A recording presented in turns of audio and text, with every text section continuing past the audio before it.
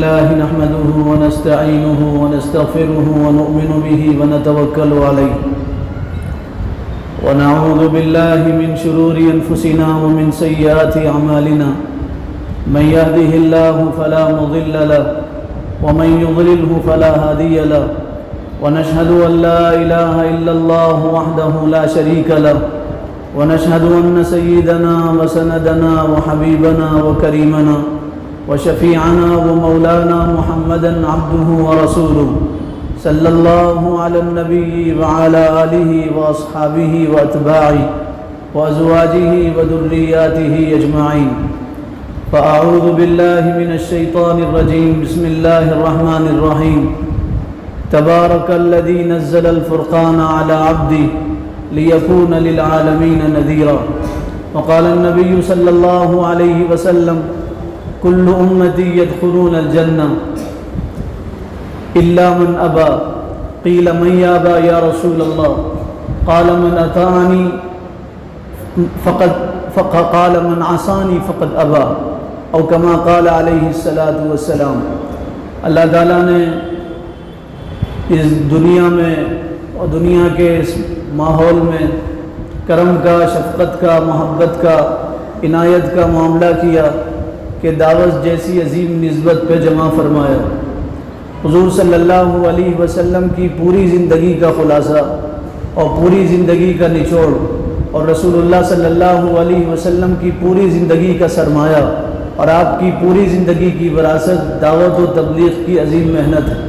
اللہ تعالیٰ نے جب سے دنیا بنایا تب سے انبیاء کا سلسلہ جاری کیا. دنیا جتنی قدیم ہے نبوت کا سلسلہ بھی اتنا قدیم ہے.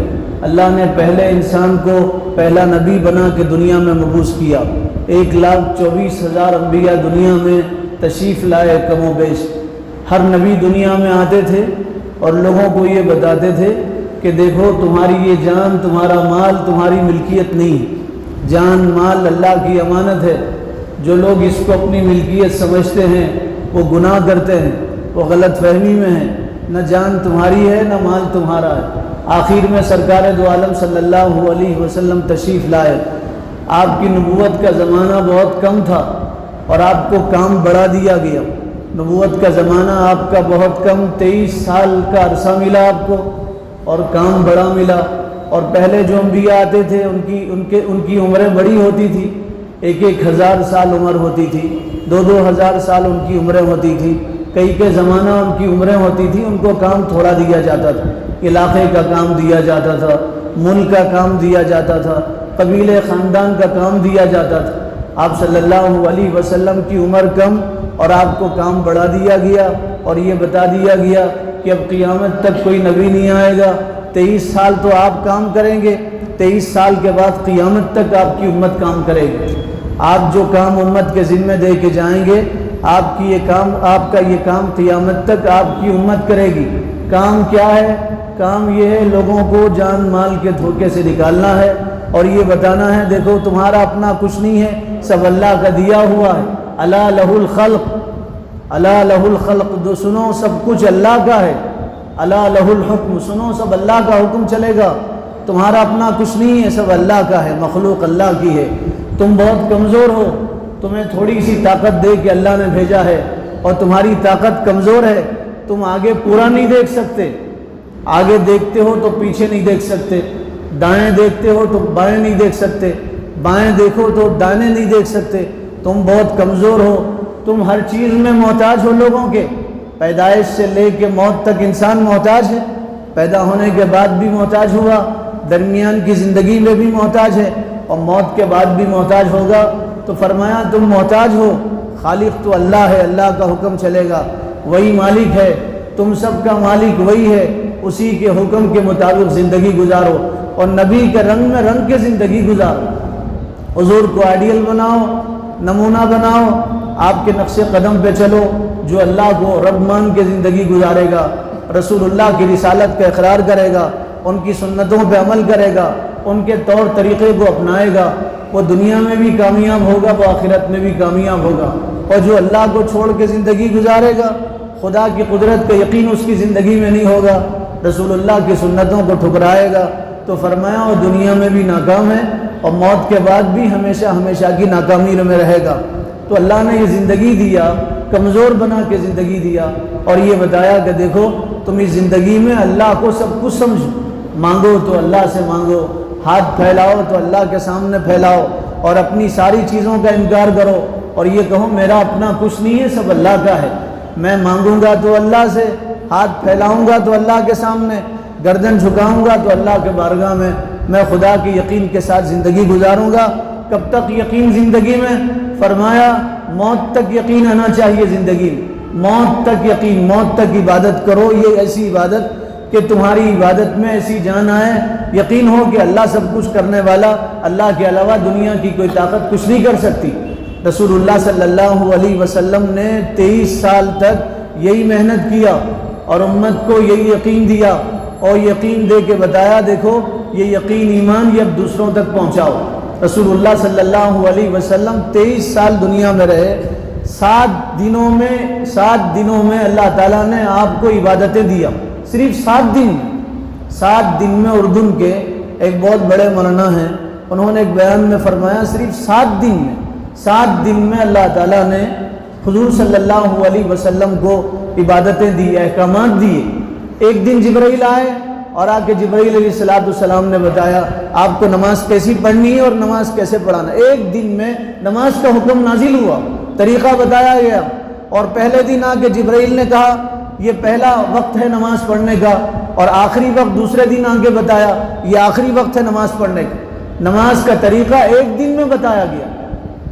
حج کے بارے میں فرمایا کہ 5 دنوں میں حج ہے، حضرت جبرائیل نے آ کے بتایا پہلا دن یہ کرنا ہے، 8 ذی الحجہ کو، 9 ذی الحجہ کو یہ کرنا ہے، 10 ذی الحجہ کو یہ کرنا ہے، 11 کو یہ، 12 کو یہ، آپ کا حج ادا ہو گیا۔ ایک دن نماز کا حکم، اور 5 دنوں میں زکوٰۃ کا حکم نازل ہوا۔ پھر جبرائیل آئے رمضان سے پہلے اور آ کے بتایا اللہ کے لیے روزہ رہو، یا ایھا الذین آمنوا کتب علیکم الصیام کما کتب علی الذین من قبلکم۔ پچھلی امتوں پہ بھی اللہ نے روزوں کو فرض فرمایا، تمہارے اوپر بھی اب رمضان بھر کے روزے فرض کر دیے گئے۔ کب سے کب تک روزہ رکھنا ہے؟ ایک دن میں آ کے حضرت جبرائیل نے بتایا کہ صبح صادق سے لے کے سورج غروب ہونے تک روزہ رکھنا ہے، حتیٰ یتبین الابیض من الاسود، اس وقت تک روزہ شروع کرنا ہے جب اسود ابیض میں نہ بدل جائے، اور جب سورج غروب نہ ہو جائے اس وقت تک تمہیں روزہ رکھنا ہے۔ ایک دن میں روزے کا حکم بتا دیا گیا۔ زکوٰۃ کے بارے میں آ کے بتایا کہ زکوٰۃ کا حکم نازل ہوا، زکوٰۃ کب فرض ہوگی، زکوٰۃ کس کو دینا ہے، بتا کے جبرائیل چلے گئے۔ 7 دن میں اللہ تعالیٰ نے احکامات اتارے، اور باقی 23 سال کیا بتایا؟ باقی 23 سال بتایا کہ دیکھو تم اللہ سے مانگو۔ باقی 23 سال میں اللہ کے نبی نے صحابہ کو یہی سمجھایا کہ دیکھو یقین بناؤ، اللہ سے مانگو، ہاتھ اللہ کے سامنے پھیلاؤ، اور پھر اس یقین کی دعوت تم دوسروں کو دو۔ اب وہ ایمان معتبر ہے جو صحابہ کا، اللہ تعالیٰ نے صحابہ کے ایمان کو معیار بنایا۔ کچھ لوگ حضور کے پاس تشریف لائے تو فرمایا ہم آپ کے ہاتھ پہ کیسے ایمان لائیں؟ تو رسول اللہ نے فرمایا آمنو کما آمن الناس، ایسے ایمان لاؤ جیسے صحابہ ایمان لائے، ایسے ایمان لاؤ جیسے صحابہ ایمان لائے۔ تو ان لوگوں نے کہا، قرآن میں ہے، سورہ بقرہ میں ہے، ان لوگوں نے کہا انؤمن کما آمن السفہاء، ہم ایسے ایمان لائے جیسے یہ پاگل ایمان لائے، اور یہ جیسے بیوقوف اور کم عقل کے لوگ ایمان لائے۔ اللہ کو جلال آیا، غصہ آیا۔ علماء نے لکھا ہے قرآن کی 1500 آیتوں میں، قرآن کی 1500 آیتوں میں اللہ تعالیٰ نے صحابہ کی صفات بیان کیے، صحابہ کی دعوت بیان کیا، اللہ تعالیٰ نے صحابہ کے طور طریقے بیان کیے، اور صحابہ کا تذکرہ کیا قرآن کی 1500 آیتوں میں۔ 6666 آیتیں ہیں قرآن کی، 1500 آیتوں میں صحابہ کی صفات بیان کی گئی، 1500 آیتوں میں۔ حضرت جبرائیل آئے اور جبرائیل علیہ السلام نے بتایا ان سے کہو بیوقوف صحابہ نہیں، یہ بیوقوف ہیں۔ انہوں نے کہا ہم ایمان لائے ایسے جیسے یہ پاگل ایمان لائے اور بیوقوف ایمان لائے۔ تو اللہ کو جلال آیا، اللہ نے فرمایا الا انہم هم السفہاء، سنو صحابہ پاگل نہیں، یہ پاگل ہیں۔ صحابہ تو بہت عقل مند ہیں جنہوں نے اللہ کو ایک مانا ہے اور رسول اللہ کی رسالت کا اقرار کیا ہے، کہا ایسے ایمان لاؤ جیسے صحابہ ایمان لائے۔ قرآن کی پہلی سورت ہے سورہ فاتحہ، اس میں اللہ تعالیٰ نے صحابہ کا ذکر کیا، فرمایا اہدنا الصراط المستقیم، دعا مانگو اللہ سے کہ اللہ ہمیں سیدھا راستہ بتا۔ سیدھا راستہ کس کا؟ صراط الذین انعمت علیہم۔ علامہ آلوسی نے اپنی تفسیر میں لکھا ہے صراط الذین انعمت علیہم، میں ان لوگوں کا راستہ مانگتا ہوں جن پہ ابو بکر چلے، جن پہ عمر چلے رضی اللہ تعالیٰ عنہ، جن پہ حضرت عثمان چلے، جن پہ حضرت علی چلے، جن پہ 1,00,000 صحابہ 1,24,000 صحابہ چلے، میں ان لوگوں کا راستہ اللہ تجھ سے مانگتا ہوں۔ قرآن کی آخری صورت ہے سورہ ناس، قل اعوذ برب الناس ملک الناس الہ الناس۔ اس آیت کی تفسیر میں علماء نے لکھا ہے اللہ فرما رہے ہیں میں پناہ مانگتا ہوں اللہ کی۔ کون سا اللہ؟ وہ اللہ جس پہ لوگوں نے ایمان لایا۔ لوگوں سے کون مراد ہے؟ لوگوں سے مراد عشر مبشرہ ہے، لوگوں سے مراد وہ جو بدر میں شریک ہوئے، لوگوں سے مراد کون ہے؟ لوگوں سے مراد ہے جو رسول اللہ کے ہاتھ پہ ایمان لائے۔ ان لوگوں کی طرح ایمان لاؤ تو تمہارا ایمان لانا معتبر ہوگا۔ 23 سال رسول اللہ صلی اللہ علیہ وسلم نے صحابہ کو یہی سکھایا، اسی کی دعوت دیا، اور اسی پہ صحابہ کو چھوڑ کے آپ دنیا سے پردہ فرما گئے۔ 23 سال اسی کی محنت ہوتی رہی۔ 23 سال نماز 10 منٹ میں ہوتی ہے، فجر کی نماز 10 منٹ میں ہوتی ہے۔ آپ نماز شروع کرو تکبیر تحریمہ سے سلام پھیرنے تک 10 منٹ 15 منٹ میں نماز ہوتی۔ دن بھر کی نمازوں میں سب سے لمبی نماز ہے فجر کی نماز، 15 منٹ میں فجر کی نماز ہو جاتی ہے۔ ظہر کی نماز ہے اس سے کم نماز، عصر کی نماز اس سے کم ہے۔ مغرب میں فرمایا چھوٹی چھوٹی صورتیں پڑھو، مغرب کی نماز سب سے ہلکی نماز ہے، 5 منٹ میں نماز ہو جاتی ہے۔ نماز فرض ہے، تکبیر تحریمہ سے سلام پھیرنے تک نماز کا فرض ادا ہو جاتا ہے۔ حج جس پہ فرض ہے 5 دنوں میں حج فرض ادا ہوتا ہے، 5 دنوں میں حج کا فرض ادا ہو جاتا ہے۔ زکوٰۃ فرض ہو گئی، زکوٰۃ مال کا میل ہے، آپ زکوٰۃ غریب کے ہاتھ میں دے دیں گے، آپ کے مال کا میل ادا ہوگا، آپ کو ثواب ملے گا۔ روزہ فرض ہے صبح صادق سے لے کے شام تک سورج غروب ہونے تک، لیکن ایمان فرض ہے 24 گھنٹے، ایمان فرض ہے پوری زندگی، ایمان فرض ہے پورا سال، ایمان فرض ہے پورا ہفتہ، ایمان فرض ہے سیکنڈ سیکنڈ، لمحہ لمحہ۔ ایک لمحے کے لیے ایمان سے آدمی غافل ہو گیا، ایک لمحے کے لیے آدمی دوسروں کو شریک ٹھہرا لیا تو ایمان سے خارج ہو جاتا ہے، اللہ کے رجسٹر سے اس کا نام نکل جاتا ہے، کافروں اور مشرکوں میں اس کا شمار ہونے لگتا ہے۔ اس لیے سب سے زیادہ صحابہ نے اسی کی فکر کیا، اور اللہ تعالیٰ نے پورے قرآن میں 75% پون قرآن میں ایمان کا تذکرہ ہے۔ پون قرآن میں حضرت مولانا سعید احمد خان صاحب مکی نور اللہ مرقدہ فرماتے تھے پون قرآن میں اللہ تعالیٰ نے ایمانیات کو ذکر کیا اور ایمان کے بارے میں بتایا۔ تو ایسے ایمان لاؤ جیسے صحابہ ایمان لائے۔ صحابہ کا ایمان کیسے تھا؟ مدینہ منورہ ہجرت کر کے رسول اللہ صلی اللہ علیہ وسلم جلوہ افروز ہوئے، آپ مدینہ تشریف لائے۔ مدینہ میں کافروں نے، یہودیوں نے اعلان کیا اور یہ نعرے لگائے اور یہ پروپیگنڈا پھیلایا کہ ہمارے کاہنوں نے اور نجومیوں نے مسلمانوں پہ جادو کر دیا ہے کہ مسلمانوں میں کوئی بچہ پیدا نہیں ہوگا، اور ہوا بھی ایسے۔ اللہ بعض مرتبہ بندے کے گمان کے مطابق فیصلہ کرتے ہیں، انا عند ظن عبدی، حدیث قدسی ہے، میں بندے کے گمان کے مطابق فیصلہ کرتا ہوں۔ کچھ دنوں تک ہوا ایسے، کوئی بچہ پیدا نہیں ہوا، اور کوئی بچہ پیدا ہوا تو وہ بچہ مر گیا تھا، تھوڑے دنوں میں اس کا انتقال ہو گیا۔ تو یہودیوں کو شوشہ مل گیا اور یہودیوں کو سبجیکٹ مل گیا اور موضوع مل گیا، اور یہودیوں میں بعض یہودی یہ غلط فہمی پھیلانے لگے کہ مسلمانوں میں کوئی بچہ نہیں ہوگا، ہم نے جادو کر دیا۔ کچھ صحابہ رسول اللہ کے پاس آئے اور آ کے کہا اللہ کے نبی یہودی ایسا کہہ رہے ہیں اور یہودیوں کے کاہن کہہ رہے ہیں۔ رسول اللہ منبر پہ جلوہ افروز ہو گئے، آپ نے فرمایا بچے دینا یہودیوں کے ہاتھ میں نہیں، اللہ کے ہاتھ میں ہے، اللہ بچے دیتے ہیں۔ قرآن میں ہے، اللہ تعالیٰ نے رہتی دنیا تک بتایا یہب لمن یشاء اناثا ویہب لمن یشاء الذکور۔ سنو، جس کو چاہے اللہ لڑکیاں دے، جس کو چاہے اللہ لڑکے دے۔ کوئی عورت خود سے لڑکا پیدا نہیں کر سکتی، کوئی عورت خود سے لڑکی پیدا نہیں کر سکتی۔ اگر آپ لڑکی کو تانا دے رہے ہیں اور یوں کہہ رہے ہیں کہ تجھ سے لڑکی پیدا ہو رہی، لڑکا پیدا نہیں ہو رہا، تو آپ اللہ کی خلقت میں شک کر رہے ہیں۔ آپ اپنے ایمان کی خیر منائیے، آپ کا ایمان محفوظ نہیں ہے، اس کے اختیار میں کچھ نہیں، باپ کے اختیار میں کچھ نہیں، بلکہ پوری دنیا کے انسان مل کے کسی کو لڑکا دینا چاہے تو نہیں دے سکتے، کسی کو لڑکی دینا چاہے تو نہیں دے سکتے۔ اللہ نے فرمایا ہم دیتے ہیں، اولاد کے خزانے اللہ کے پاس ہیں۔ اللہ کسی کو بانجھ رکھے، پوری دنیا کے ڈاکٹر مل کے اسے لڑکا نہیں دے سکتے، پوری دنیا کے ڈاکٹر مل کے اسے بچہ نہیں دے سکتے۔ اللہ کے نبی منبر پہ جلوہ افروز ہو گئے، حضور کے چہرے کا رنگ بدل گیا۔ آپ نے فرمایا لڑکے اللہ دیتے ہیں، لڑکیاں اللہ دیتے ہیں، اور یاد رکھو اللہ دیں گے، ہماری تڑپ پہ دیں گے، دعا پہ دیں گے، اور ہماری آہ پہ اللہ تعالیٰ لڑکا دیں گے۔ رسول اللہ صلی اللہ علیہ وسلم نے یہ بات عرض کیا۔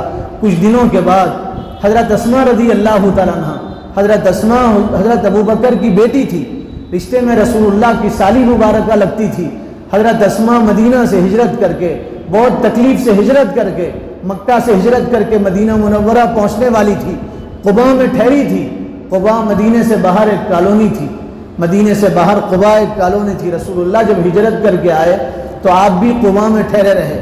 حضور کی سنت ہے، بعض علماء اسی سے مسئلہ نکالتے ہیں، کوئی اگر مدینہ جانا چاہتا ہے تو اگر اس کے لیے ممکن ہے تو پہلے قباء جائے، قباء میں کچھ دن قیام کرے، اس کے بعد مدینہ منورہ جائے۔ پہلے اگر کوئی مدینہ جا رہا ہے، پہلی مرتبہ مدینہ جا رہا تو اس کے لیے بہتر یہ ہے وہ قباء میں جائے، کچھ دن ٹھہرے، اور اس کے بعد مدینہ منورہ میں تشریف لے جائے۔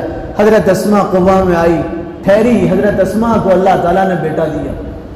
حضرت اسماء خوش ہوئی، مسلمان خوش ہوئے، دوڑے دوڑے رسول اللہ کے پاس آئے اور آ کے کہا اللہ کے نبی، اللہ تعالیٰ نے حضرت اسماء کو بیٹا دیا، انتہائی خوبصورت بیٹا ہے۔ حضور نے فرمایا بتاؤ، اسماء کے بیٹے کو بتاؤ۔ تو لوگ لے کے گئے، رسول اللہ کے گود مبارک میں رکھا۔ کیا خوش نصیب وہ بچہ جو پیدا ہوتے ہی رسول اللہ کے گود میں گیا، جس کو رسول اللہ نے پیار کیا، جس کی پیدائش پہ رسول اللہ خوش ہوئے، پورے مدینے کے مسلمان خوش ہوئے، نعرے تکبیر بلند کیا گیا اور پورے مدینے میں اس کی گونج پھیلی۔ پورے مدینے میں حضور نے گود میں لیا بچے کو اور آپ نے فرمایا یہ تو عبداللہ ہے، عبداللہ۔ آپ نے اس بچے کا نام عبداللہ رکھا۔ ان کے والد کا نام زبیر تھا، زبیر عشرہ مبشرہ میں ہیں، ان کی والدہ حضرت اسماء ہے۔ یہ مدینے میں پیدا ہونے والا عجیب بچہ تھا، حضور نے ان کا نام عبداللہ رکھا۔ نانا حضرت ابوبکر صدیق رضی اللہ تعالیٰ عنہ، اور بچے کی دادی تھی حضرت صفیہ، حضور کی پھوپھی لگتی تھی رشتے میں۔ بچے کی دادی تھی حضرت صفیہ، حضور کی پھوپھی لگتی تھی، اور پھر حضرت عائشہ اس بچے کی خالہ لگتی تھی رشتے میں، حضرت عبداللہ کی خالہ لگتی تھی۔ رسول اللہ بے انتہا خوش ہو گئے۔ پھر آپ نے خطبہ دیا، خطبے میں فرمایا دیکھو اللہ اولاد دیتے ہیں، اللہ کے علاوہ کوئی اولاد نہیں دیتے، سب کچھ دینے والی ذات اللہ کی ہے۔ حضرت عبداللہ کا قصہ بھی عجیب ہے۔ حضرت عبداللہ رضی اللہ تعالیٰ عنہ بڑے ہوئے، حضرت عبداللہ حضور ان سے بہت محبت کرتے تھے۔ حضرت عائشہ حضرت اسماء کے پاس آئی، اپنی بہن کے پاس، اور آ کے کہنے لگی میں چاہتی ہوں عبداللہ میری پرورش میں رہے، میں اکیلی رہتی ہوں، میں عبداللہ کو ساتھ رکھنا چاہتی ہوں۔ حضرت عائشہ نے حضرت عبداللہ کو اپنے پاس رکھ لیا، اپنی تربیت میں رکھا اور اپنی پرورش میں رکھا۔ جو بچہ حضرت عائشہ کی تربیت میں رہا اور پرورش میں رہا اور حضور کے گھرانے میں رہا، اس بچے کی عادتیں کیسی ہوں گی؟ علماء نے لکھا ہے حضرت عبداللہ میں 3 چیزیں ایسی تھیں جو دوسروں میں نہیں تھی۔ فصاحت میں، بول چال میں عربی ایسی تھی حضرت عبداللہ کی کہ حضرت عبداللہ کو کوئی مقابلہ نہیں کر سکتا، ان کی زبان کا کوئی مقابلہ نہیں کر سکتا تھا۔ پھر فرمایا ان کی شجاعت کا کوئی مقابلہ نہیں کر سکتا تھا، ان کی بہادری کا کوئی مقابلہ نہیں کر سکتا تھا، اور پھر فرمایا ان کی عبادت کا کوئی مقابلہ نہیں کر سکتا تھا، ان کی عبادت کا، ان کی شجاعت کا اور ان کی فصاحت کا کوئی مقابلہ نہیں کر سکتا تھا۔ ایک مرتبہ رسول اللہ نے سینگھی لگوایا تھا، پچنا لگوایا تھا۔ پچنا کہتے ہیں جسم کا فاسد خون نکالنا۔ حضور نے پچنا لگوایا، سینگھی لگوایا، خون باہر نکالا، وہ خون پیالے میں تھا۔ آپ دیکھ رہے تھے کوئی آئے تو یہ خون اس کے حوالے کر دیں۔ حضرت عبداللہ آئے، حضور نے فرمایا عبداللہ یہ خون ہے، ہمارے بدن کا نکلا ہوا خون ہے، اسے ایسی جگہ دفن کرو جہاں نہ کسی کا پیر پڑے نہ کسی کی نظر پڑے، ایسی جگہ دفن کرو نہ کسی کا پیر پڑے نہ کسی کی نظر پڑے۔ حضرت عبداللہ وہ پیالہ لے کے گئے، عبداللہ ابن زبیر، اور دیوار کے پیچھے ٹھہرے اور سوچنے لگے ایسی جگہ کہاں ہوگی جہاں نہ کسی کا پیر پڑے گا نہ نظر پڑے گی۔ کچھ دیر سوچنے کے بعد حضرت عبداللہ نے وہ خون پی لیا، رسول اللہ کا خون پی لیا اور پیالہ پی لیا۔ علماء نے لکھا ہے حضور اس کے بدن سے نکلنے والا خون پاک ہوتا ہے، ہمارے بدن سے نکلنے والا خون ناپاک، رسول اللہ کے بدن سے نکلے۔ امام الانبیاء ہیں، سید البشر ہیں، تاجدار مدینہ ہیں، وجہ وجود کائنات ہیں، ان کے بدن سے جو خون نکلے وہ پاک ہے۔ حضرت عبداللہ نے خون پی لیا، پیالہ لے کے آئے، رسول اللہ نے کہا عبداللہ کہاں لے جا کے خون کو دفنایا؟ کہا اللہ کے نبی اللہ کی قسم میں نے خون کو وہاں دفنایا ہے جہاں نہ کسی کی نظر پڑ سکتی نہ کسی کا پیر پڑ سکتا، رسول اللہ سے زیادہ فراست والا کون ہو سکتا تھا؟ آپ نے عبداللہ سے کہا عبداللہ سچ سچ بتاؤ تم نے خون پی لیا ہے؟ تو حضرت عبداللہ نے فرمایا ہاں اللہ کے رسول میں نے خون پی لیا۔ حضور نے فرمایا جس کے خون کے ساتھ میرا خون شامل ہو جائے اس پہ جہنم کی آگ حرام ہو جاتی ہے۔ حضرت عبداللہ کے خون کے ساتھ رسول اللہ کا خون شامل ہو گیا تھا۔ حضرت عبداللہ بڑے ہوئے، حجاج ابن یوسف کا زمانہ تھا، مکہ میں حجاج نے آپ کو قید کر دیا تھا، آپ کو مارنا چاہتا تھا۔ واقعہ لمبا ہے، ماں کے پاس آئے، اسماء کے پاس، ماں کی عمر ہو گئی تھی، علماء نے لکھا ہے 97 سال ماں کی عمر تھی، 97۔ آ کے کہا امی جان سب لوگ میرے شہید ہو گئے اطراف والے، اب یا تو حجاج کہتا ہے ہتھیار ڈالو یا شہید ہو جاؤ، میں کیا کروں؟ تو ماں نے کہا بیٹے اگر تم حق پہ ہو تو شہید ہو جاؤ، حق پہ ہو تو شہید ہو جاؤ، اگر تم حق پہ ہونے کے باوجود ہتھیار ڈالو گے تو میں تمہارا منہ نہیں دیکھ سکتی، تم دنیا کے ذلیل ترین آدمی ہو گے۔ کہا بیٹے جاؤ مقابلہ کرو، اور کہا خون اپنے پنجوں پہ بہانا، اپنی ایڑیوں پہ پیچھے خون مت بہانا۔ جو لوگ اللہ کے نبی سے جنہوں نے معاہدہ کیا اور سچے مومن ہیں وہ اپنا خون سینے سے بہاتے ہیں، پیٹھ سے نہیں بہاتے۔ جاؤ جا کے اپنا خون بہاؤ۔ عبداللہ ابن زبیر گئے، انہوں نے حجاج کا مقابلہ کیا مکہ مکرمہ میں، حجاج نے آپ کو شہید کیا، سولی پہ لٹکایا، لاش لٹکتی رہی۔ ان کی بوڑھی ماں جو ضعیف ہو گئی تھی اور بینائی چلی گئی تھی، نابینا ہو گئی تھی۔ کسی نے کہا میرے بیٹے کا کیا ہوا؟ کہا لاش اوپر ہے تم نیچے سے گزر رہی ہو۔ تو حضرت اسماء نے کہا جو لوگ اللہ کے نام پہ شہید ہوتے ہیں وہ ایسے ہی سرخرو ہوتے ہیں، ایسے ہی بلند ہوتے ہیں جو اللہ کے نام پہ سرخرو ہوتے ہیں۔ تو میرے بھائیو یقین بنے جو کچھ کرنے والی ذات ہے وہ اللہ کی، ساری مخلوق کمزور ہے، مخلوق کچھ نہیں کر سکتی، خالق سب کچھ کر سکتے، اللہ سب کچھ کر سکتے ہیں، اللہ کے علاوہ دنیا کی کوئی طاقت کچھ نہیں کر سکتی۔ حضرت انس رضی اللہ تعالیٰ عنہ حضور کے خادم خاص تھے، حضرت انس رضی اللہ تعالیٰ۔ یہ المیہ ہے ہمارا کہ ہمیں صحابہ کے نام نہیں معلوم، صحابہ کی سیرت نہیں معلوم، دنیا والوں کے نام معلوم، ان کی ہسٹری معلوم، ان کی تاریخ معلوم۔ اس لیے ہمارے حضرت جی فرماتے ہیں حیات الصحابہ پڑھو، حیات الصحابہ انسائکلوپیڈیا ہے حیات الصحابہ، صحابہ کی سیرت پہ۔ پچھلے 100 سالوں میں صحابہ کی سیرت پہ ایسی کوئی کتاب نہیں لکھی گئی، پچھلے 100 سالوں میں عربی میں صحابہ کی سیرت پہ ایسی کوئی کتاب نہیں لکھی گئی۔ اگر آپ واقعی داعی ہیں اور دعوت آپ کا مشغلہ ہے اور دعوت آپ کو محبوب ہے تو آپ حیات الصحابہ ضرور پڑھیں گے، حیات الصحابہ پڑھیں گے، آپ کے لیے دعوت کی راہیں کھلیں گی، راستے کھلیں گے، طور طریقہ آئے گا، آپ کو پتہ چلے گا، استدلال آپ کے پاس آئے گا، دلیلیں آپ کے پاس مضبوط ہوں گی۔ آپ صحابہ کی سیرت پڑھیں گے، ایمان مضبوط ہوگا، صحابہ کی طرح زندگی گزارنے والے بنیں گے۔ حیات الصحابہ ایک جامع کتاب ہے، سب کو پڑھنا چاہیے، عربی میں ہے، اردو میں بھی اس کا ترجمہ ہے، ضرور پڑھنا چاہیے حیات الصحابہ۔ حضرت انس رضی اللہ تعالیٰ عنہ حضور کے خادم خاص تھے، ان کی والدہ کا نام ہے ام سلیم بنت ملحان رضی اللہ تعالیٰ عنہ، ام سلیم بنت ملحان۔ ان کے والد کا نام ہے مالک بن نضر۔ یہ چھوٹے تھے، 10 سال ان کی عمر تھی، رسول اللہ ہجرت کر کے مدینہ منورہ تشریف لائے تو ان کی ماں نے ان کو اٹھایا اور حضور کے پاس لے گئی، ام سلیم بنت ملحان، اور لے جا کے کہا اللہ کے نبی یہ میرا بیٹا ہے، اس کا باپ، اس کے باپ کا نام مالک ہے اور مالک زمانے جاہلیت میں کہیں مر گیا ہے، اے اللہ کے نبی میں نے اپنے بچے کی تربیت کیا، پرورش کیا ہے، اس کو ایمان سکھایا ہے، اے اللہ کے نبی میں چاہتی ہوں میرا بچہ آپ کی صحبت میں رہے، آپ کی خدمت میں رہے، آپ کی پرورش میں رہے۔ اپنے بچوں کو کہاں دو؟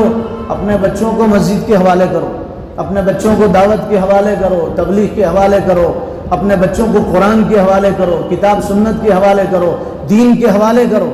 صحابہ اپنے بچوں کو دین کے حوالے کرتے تھے، رسول اللہ کے حوالے کرتے تھے۔ مائیں چھوٹے بچوں کو لا کے مسجد نبوی میں دیتی تھی اور یوں کہتی تھی یہ میرا بچہ چھوٹا ہے اللہ کے نبی، اس کو آپ لے جائیے دین کے کام میں لائیے۔ ہم اپنے بچوں کو سعودی کے حوالے کرتے ہیں، دبئی کے حوالے کرتے ہیں، قطر کے حوالے کر رہے ہیں، ہم اپنے بچوں کو امریکہ کے حوالے کر رہے ہیں، تجارت کے حوالے، دکان کے حوالے۔ نہیں میرے بھائیو، اللہ نے زندگی دی دین کے حوالے ہونے کے لیے۔ صحابہ اپنے بچوں کو، صحابیات، بیوہ صحابیات، ان کے شوہروں کا انتقال ہو جاتا تھا، شوہر کے مرنے کے بعد عورتیں اور زیادہ پریشان ہوتی، شوہر کے انتقال ہونے کے بعد چھوٹے بچوں کو لا کے دیتی تھی اور یوں کہتی تھی جیسے ان کا باپ شہید ہوا اللہ کے نبی اس بچے کو بھی آپ شہید کروا لیجیے۔ پڑھیے حیات الصحابہ، صحابیات کی دعوت کے عنوان سے حضرت مولانا یوسف صاحب نے لکھا ہے، چھوٹے چھوٹے بچوں کو لا کے دیتے، بچوں میں جذبہ بھر دیتے تھے، کل صبح اللہ کے راستے میں جانا ہے، تم پنجوں کے بل کھڑے ہو جاؤ، رسول اللہ بڑے نظر آئیں گے تو تمہارا بھی نام شامل کر لیں گے۔ ٹافیاں تقسیم نہیں ہوتی تھی، چاکلیٹ تقسیم نہیں ہوتے تھے، آئس کریم تقسیم نہیں ہوتی تھی، کٹنے کے لیے جانا پڑتا تھا، لیکن ان کو پتا تھا ہم جائیں گے تو شہید ہوں گے اور اللہ ہمیں کامیاب کریں گے۔ بچوں میں ماؤں نے یہ جذبہ کوٹ کوٹ کر کے بھر دیا تھا۔ حضرت انس کی والدہ لے کے آئی اور آ کے کہا اللہ کے نبی یہ میرا بچہ ہے، اس کا باپ نہیں ہے، اس کو آپ اپنی تربیت میں رکھ لیجئے، خدمت میں رکھ لیجئے۔ رسول اللہ خوش ہو گئے تو حضرت ام سلیم نے کہا اللہ کے نبی میرے بچے کو دعا دے دیجئے۔ رسول اللہ نے بچے کے سر پہ ہاتھ رکھا اور دو دعائیں دی۔ کس نے دعا دیا؟ کائنات کے سردار نے دعا دیا، رسول اللہ نے دعا دیا، اللہ کے محبوب نے دعا دیا اور یوں کہا یا اللہ اس کے مال میں اور اس کی اولاد میں برکت عطا فرما، اس کے مال میں اور اس کی اولاد میں برکت عطا فرما۔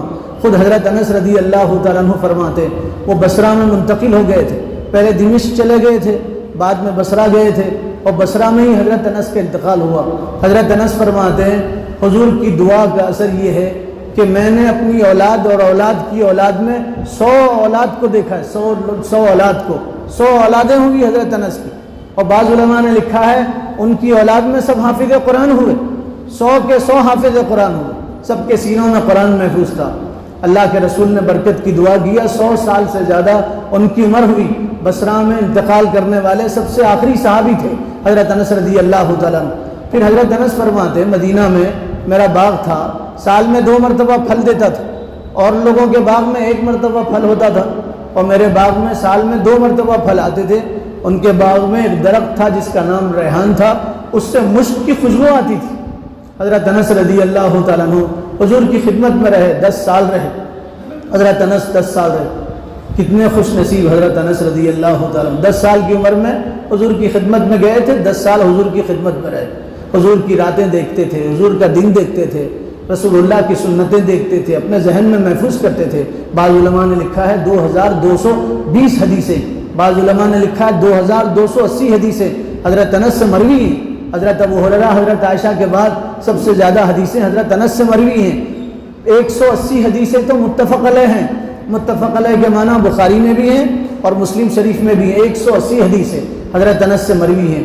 رسول اللہ کے دین دیکھتے تھے، رات دیکھتے، کبھی کبھی فرماتے تم مجھے انس مت کہو، مجھے رسول اللہ کا خادم کہو، خوشی ہوگی۔ کبھی کبھی فرماتے کاش حشر کے میدان میں حضور مجھے میرا خادم کہہ کے پکاریں تو میرا تو بیڑا پار ہوگا اور اللہ مجھ سے راضی ہو جائیں گے۔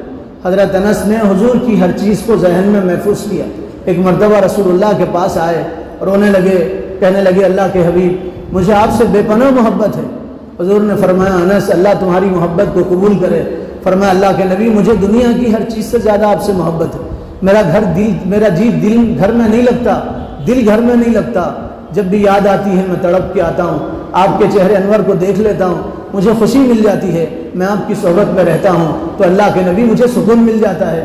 پھر فرمایا اللہ کے نبی دنیا ہے، دنیا تو چل چلاؤ کی جگہ ہے، اور دنیا تو خیر آباد کہنا ہے اور چھوڑنے کی جگہ ہے، دنیا میں کوئی نہیں رہا، آدم صفی اللہ دنیا میں نہیں رہے، نوح نجی اللہ دنیا میں نہیں رہے، ابراہیم خلیل اللہ نہیں رہے، اسماعیل ذبیح اللہ نہیں رہے۔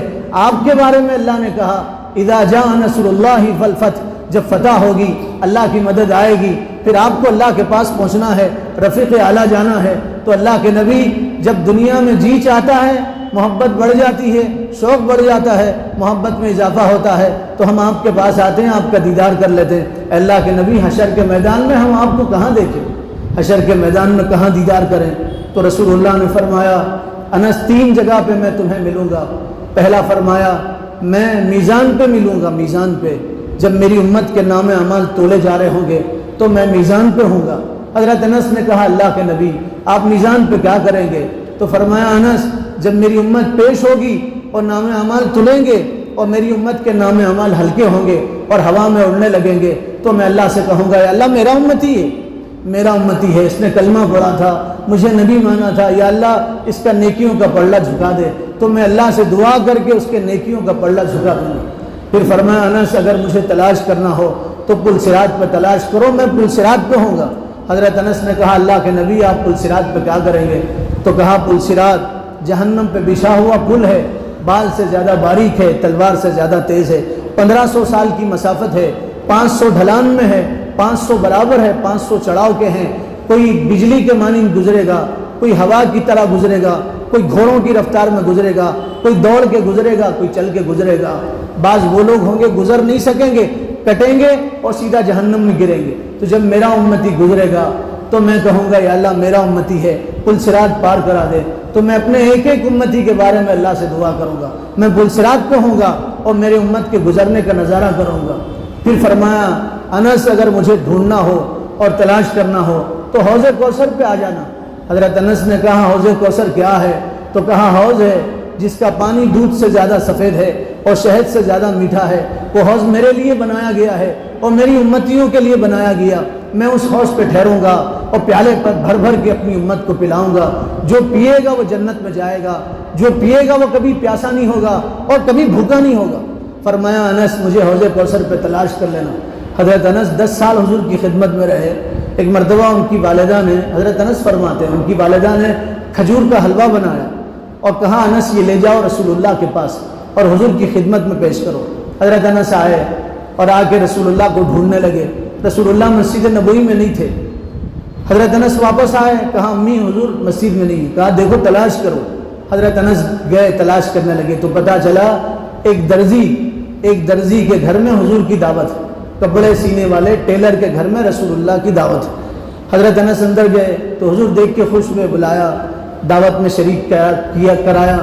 حضرت انس فرماتے ہیں جب رسول اللہ سالن نکال کے کھا رہے تھے تو حضور اس میں کدو تلاش کر رہے تھے، اپنا ہاتھ پیالے میں پھیر رہے تھے اور کدو نکالتے تھے اور اسے شوق سے کھاتے تھے۔ حضرت انس فرماتے ہیں اس وقت سے مجھے کدو سے محبت ہوگی۔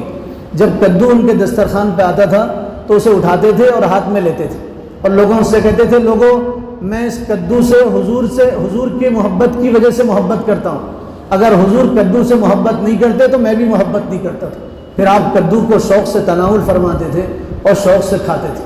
یہ حضرت انس رضی اللہ تعالیٰ عنہ ضعیف ہو گئے تھے اور بوڑھے ہو گئے تھے حضرت انس۔ حجاج ابن یوسف کا زمانہ تھا، حجاج ابن یوسف ظالم بادشاہ، اس کا زمانہ تھا، حجاج ابن یوسف کا زمانہ تھا۔ حضرت انس حجاج کو نصیحت کرتے تھے اور حجاج کے ظلم کے خلاف آواز اٹھاتے تھے اور حجاج کی منکرات پہ نکیر کرتے تھے، اس کی برائیوں پہ اسے ٹوکتے تھے، نکیر کرتے تھے، اس کو اچھائی کی ترغیب دیتے تھے۔ حجاج ظالم بادشاہ تھا، غصے والا تھا، اسے جلدی غصہ آتا تھا، تو حجاج نے فرمان جاری کر دیا کہ انس ابن مالک جہاں ہوں انہیں گرفتار کر کے ہمارے دربار میں پیش کر دیا جائے۔ انس ابن مالک کو ہمارے دربار میں پیش کیا جائے، گرفتار کیا جائے، ان کو ہمارے پاس پہنچا دیا جائے، ہم ان کو ایسی سزا دیں گے لوگوں کے لیے عبرت بن جائے گی۔ حضرت انس کو لوگ تلاش کرنے کے لیے نکلے۔ عبید اللہ بن ثقفی بن ابان ایک آدمی کا نام ہے، وہ کہتا ہے میں اس شوق میں نکلا کہ میں انس بن مالک کو گرفتار کروں گا اور میں حجاج کی خدمت میں پیش کروں گا تو مجھے انعام ملے گا۔ کہتے ہیں میں گیا، ابن ابان کہتا میں گیا اور حضرت انس کے دروازے پہ پہنچا تو حضرت انس اندر سے باہر جا رہے تھے۔ میں نے حضرت انس سے کہا چلو تمہیں امیر بلا رہا ہے۔ حضرت انس نے کہا کون امیر؟ میں حاکم تو اللہ کو مانتا ہوں، اللہ کے علاوہ کسی کو امیر اور حاکم نہیں مانتا، میرا حاکم تو اللہ ہے۔ تو کہا نہیں وقت کا امیر حجاج ابن یوسف بلا رہا ہے۔ تو حضرت انس رضی اللہ تعالیٰ عنہ نے فرمایا، حضرت انس رضی اللہ تعالیٰ عنہ نے فرمایا اللہ تعالیٰ اس کو ذلیل کرے اور اسے بے عزت کرے اور اللہ تعالیٰ اسے رسوا کرے۔ حجاج نے لوگوں پہ ظلم کیا ہے، عزت دار لوگوں کو وہ ذلیل کرتا ہے اور بے عزت لوگوں کو عزت دیتا ہے، اللہ تعالیٰ اسے ذلیل کرے۔ تو ابن ابان نے کہا زیادہ باتیں مت بناؤ، تم چلو حجاج کے پاس، حجاج تمہیں بلا رہا ہے۔ تو حضرت انس بے خوف ہو کے حجاج کے پاس پہنچے۔ حجاج ابن یوسف نے حضرت انس کو دیکھا اور دیکھتے ہی کہا تم وہی تو نہیں ہو جو مجھے برا بھلا کہتے ہو اور میرے خلاف بکتے ہو؟ حضرت انس نے کہا ہاں میں ہی انس ابن مالک ہوں جو تیرے خلاف آواز اٹھاتا ہوں۔ حجاج نے کہا تم میرے بارے میں کیا کہتے ہو؟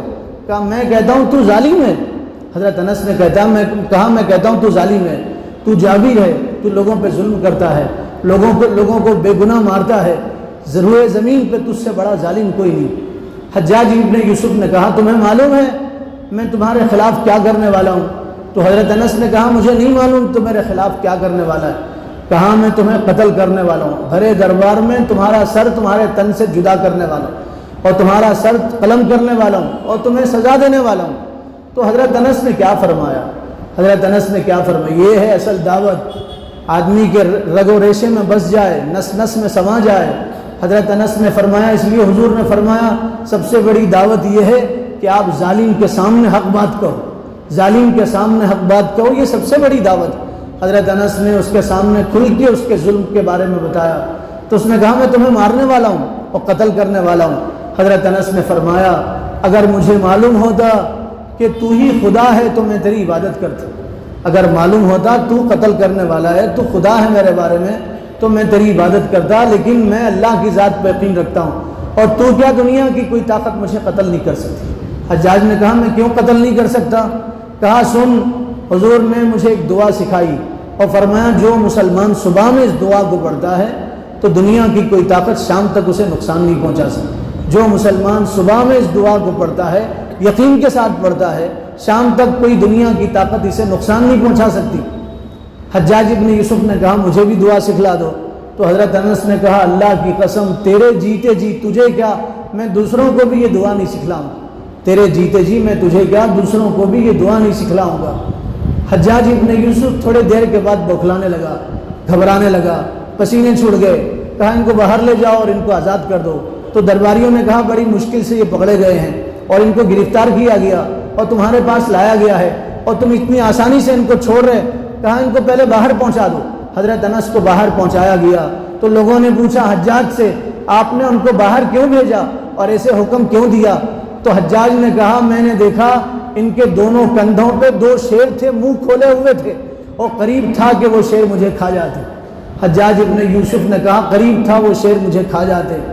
حضرت انس نے زندگی میں جیتے جی وہ دعا کسی کو نہیں بتایا، جب موت کا وقت آیا تو اپنے بھائیوں کو حضرت انس نے وہ دعا سکھلا دی۔ آپ دیکھیں کتابوں میں وہ دعا ہے، دعا انس کے نام سے، جو بھی بندہ پڑھے گا اللہ تعالیٰ اس کی حفاظت فرمائیں۔ یہ یقین ہمارا بنے، ایمان ہمارا بنے کہ اللہ کے علاوہ دنیا کی کوئی طاقت کچھ نہیں کر سکتی۔ شیخ طنطاوی رحمۃ اللہ علیہ بہت بڑے بزرگ گزرے ہیں، شیخ طنطاوی ان کا نام ہے، عرب کے بہت بڑے عالم دین گزرے ہیں۔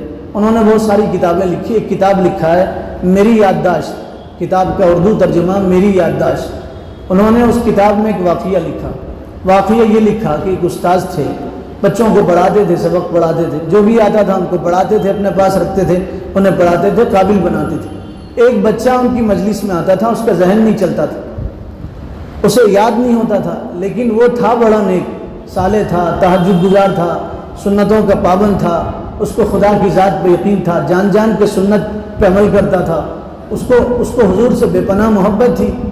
جب وہ اپنی پڑھائی کے سال مکمل کر کے جانے لگا تو استاد نے تمام طلباء کو بلایا اور نصیحت کیا، اور اس بچے کو خاص نصیحت کی، اور نصیحت میں فرمایا دیکھو تم اب عالم بن کے جا رہے ہو، تم اللہ کے علاوہ دوسروں کے محتاج مت بننا۔ اپنے شاگردوں سے کہا اللہ کے علاوہ دوسروں کے محتاج مت بننا اور اپنی حاجتیں اللہ کے سامنے بیان کرنا، اور فرمایا جو عالم اپنی حاجت غیر اللہ کے سامنے بیان کرتا ہے اللہ تعالیٰ اس کو خیر سے محروم کر دیتے ہیں۔ جو عالم اللہ کے علاوہ دوسروں کے سامنے اپنی حاجتیں رکھتا ہے تو اللہ تعالیٰ اس کو خیر سے محروم کر دیتے ہیں، اور جو عالم دوسروں کے سامنے اپنی ضرورتیں پیش کرتا ہے اور دوسروں سے مانگتا ہے تو وہ اپنے علم کی توہین کرتا ہے۔ اس وقت روئے زمین پہ آسمان کے نیچے اس سے بڑا ذلیل کوئی نہیں ہوتا۔ فرمایا تم اللہ سے مانگو اپنی حاجت، اور یوں کہا کہ تم دوسروں کو پڑھاؤ، یہ علم دوسروں تک منتقل کرو، اس کے ساتھ ساتھ تجارت کا پیشہ اختیار کرو۔ صحابہ تجارت بھی کرتے تھے، دعوت کا کام بھی کرتے تھے۔ تم دوسروں کو دعوت دو، علم پڑھاؤ، لوگوں کو اللہ کی طرف بلاؤ، اس کے ساتھ ساتھ تجارت کرو، اور کہا وہ پیشہ اختیار کرو جو تمہارے باپ کا تھا، اور یاد رکھو تجارت میں تقوی اختیار کرو۔ بہت سارے تاجر ہیں، پیسہ خوب ہے ان کے پاس، راتوں میں نیند نہیں آتی ان کو، دن میں کھانے میں مزہ نہیں آتا، بوکھلاہٹ کا شکار ہے، پریشان ہے، بیماریوں نے ان کو گھیر لیا ہے۔ وجہ اس کی ہے تجارت کے ساتھ تقوی زندگی میں نہیں، خدا کا خوف زندگی میں نہیں، ڈر زندگی میں نہیں ہے۔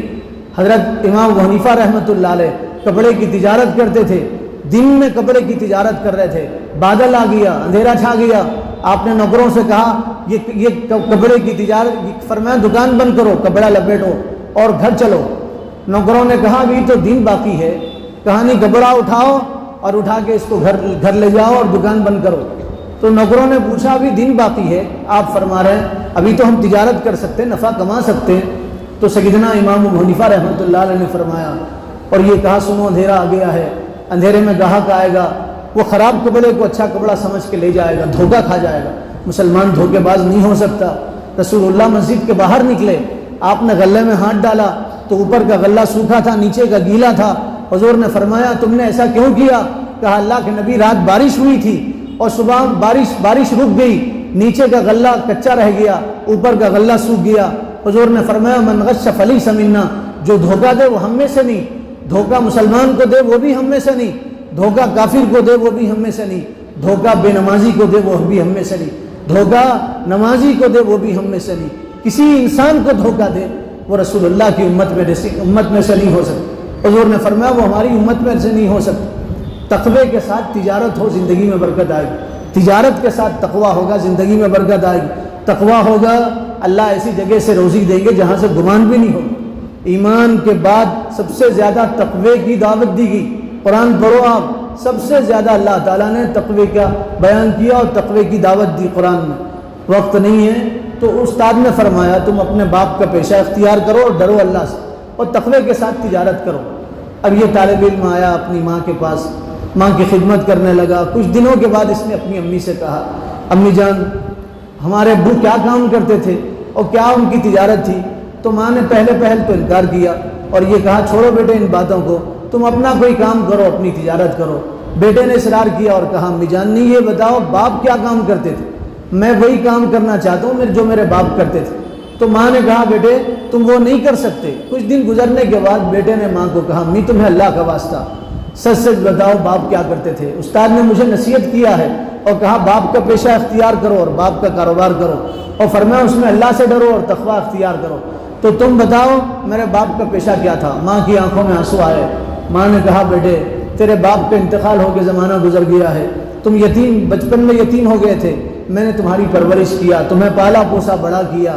پھر فرمایا بیٹے مجھے بتاتے ہوئے شرم آتی ہے لیکن تم نے اللہ کا واسطہ دیا ہے تو میں تمہیں بتاتی ہوں تمہارا باپ کوئی پیشہ نہیں، اس کا کوئی پیشہ نہیں تھا، کاروبار نہیں تھا، وہ چوری کیا کرتا تھا، لوگوں کے گھروں میں جا کے ڈاکے ڈالتا تھا، چوری کرتا تھا۔ تو بیٹے نے کہا ماں میں بھی چوری کروں گا اور چوری میں تقوی اختیار کروں گا۔ اب ماں حیران ہو گئی، کہنے لگی اللہ تجھے صحیح راستہ بتا دے، تجھے رسوا کرے اللہ، تقوی تجارت چوری میں تقوی کہاں سے آئے گا؟ چوری خود گناہ ہے، اللہ نے قرآن میں فرمایا چور کے ہاتھ کاٹو، چوری کرنا بڑا گناہ ہے۔ قرآن میں بہت کم جرموں کی سزا بتائی گئی، باقی حضور نے بتایا بہت کم جرم ہیں جس کی سزا اللہ تعالیٰ نے بتایا، جس میں سے چور کی سزا اللہ تعالیٰ نے قرآن میں ذکر کی ہے، فرمایا ان کے ہاتھ کاٹو۔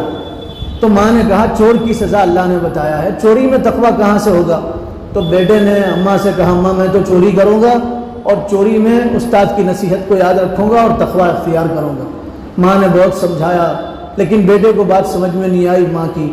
استاد کی نصیحت کو اس نے دل میں گانٹھ مار کے رکھ لیا تھا۔ اس نے چوری کرنے کا طریقہ سیکھا، تربیت لی، ٹریننگ لیا اور جب پرفیکٹ ہو گیا اور تیار ہوا تو ماں سے آ کے کہا ماں آج شام میں چوری کروں گا۔ جب رات ہوئی لوگ بستروں میں چلے گئے، گھپ اندھیرا ہوا تو یہ چوری کرنے کے لیے گھر سے باہر نکلا، پڑوس میں چوری کرنے کا ارادہ کرنے لگا۔ پھر اس کے دل میں آیا، استاد نے کہا چوری میں بھی تقوی اختیار کرو، پیشہ تقوی کے ساتھ ہونا چاہیے۔ یہ تو میرا پڑوسی ہے، پڑوسی کا تو حق ہے اس کو دیا جائے، سالن میں اضافہ کر کے دیا جائے، روٹی دی جائے، اسے پڑوسی کا خیال رکھا جائے۔ حضور نے فرمایا 40 گھروں تک پڑوسیوں کا حق ہوتا ہے اور میں اس کے گھر میں کیسے چوری کر سکتا ہوں؟ نہیں میں اس کے گھر میں چوری نہیں کر سکتا۔ اب وہ آگے بڑھا تو ایک گھر میں ڈاکہ ڈالنا چاہتا تھا، پھر اسے پتہ چلا یتیم بچوں کا گھر ہے، باپ نہیں ہے، باپ کا انتقال ہوا۔ اس نے سوچا میں چوری تو کروں گا لیکن تقوی کہاں ہوگا؟ چوری تو کروں گا لیکن اللہ کا ڈر خوف میری زندگی میں کہاں ہوگا؟ تو یتیم بچے کے گھر میں اس نے چوری نہیں کیا۔ پھر آگے بڑھا، کسی گھر میں جاتا تو اس کو یاد آتا کہ نہیں اس میں تقوی اختیار کرنا ہے۔ آخری پہر تھا رات کا، ایک گھر کے سامنے جا کے رکا، مالدار آدمی کا گھر تھا، بڑی حویلی تھی، ایک ہی اس کی بیٹی تھی۔ اسے پتہ چلا کہ مالدار آدمی کا گھر ہے، اس میں چوری کرنا چاہیے۔ وہ گھر میں گیا چوری کرنے کے لیے، استاد کی نصیحت یاد آئی، چوری میں بھی تقوی ہونا، پیشے میں تقوی ہونا۔ تو وہ گھر میں گیا الماری کھولا، اس کے پاس بہت ساری چابیاں تھیں، اس نے تربیت حاصل کیا تھا، اور الماری کھولا اس نے اور کھول کے سب مال نکالا، چوری کرنا چاہتا تھا۔ پھر دل میں خیال آیا پتہ نہیں اس چور نے مال کی زکوٰۃ دیا نہیں دیا، پتہ نہیں اس مالدار آدمی نے مال کی زکوٰۃ دیا نہیں دیا، پتہ نہیں مالدار تو ہے مگر پتہ نہیں اس نے زکوٰۃ دیا نہیں دیا، اگر یہ پہلے سے اللہ کا مجرم ہے تو میں اس کی چوری کیسے کر سکتا ہوں اور اس گھر میں ڈاکہ کیسے ڈال سکتا ہوں۔ پھر اس نے سوچا نہیں اس کے حساب و کتاب نکالو، اس کا رجسٹر نکالا اور دیکھنے لگا۔ دیکھتے دیکھتے فجر کا وقت ہو گیا، حساب مکمل نہیں ہوا، فجر کا وقت ہوا، اذان کی آواز آئی تو اس نے سوچا پہلے نماز پڑھیں گے پھر چوری کریں گے۔ مصلی باندھ کے کھڑا ہو گیا، نماز پڑھنے لگا۔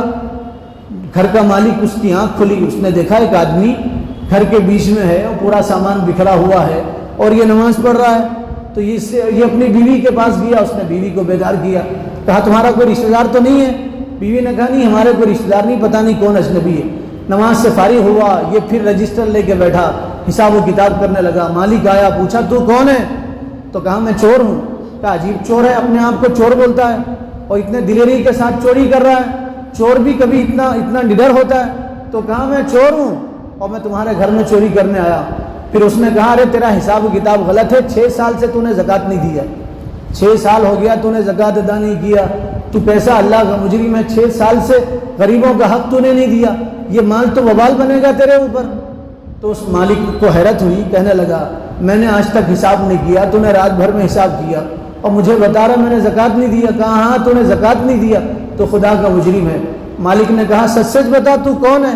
کہا میں چور ہوں۔ کہا تیرا دماغ تو نکل نہیں گیا، چل تو نہیں گیا، اسکرو ڈھیلے تو نہیں ہو گیا تیرا، چور ہے تو؟ کہا ہاں میں چور ہوں، لیکن میرے استاد نے مجھ سے کہا پیشے میں تقوی اختیار کرنا چاہیے، اس لیے میں رات میں نماز میں نے ادا کیا، تیرا حساب و کتاب دیکھا۔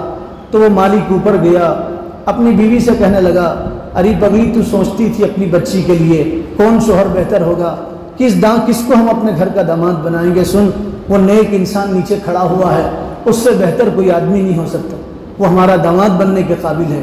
پھر مالک دوڑ کے آیا، آ کے کہا رے تو چوری کیوں کرتا ہے؟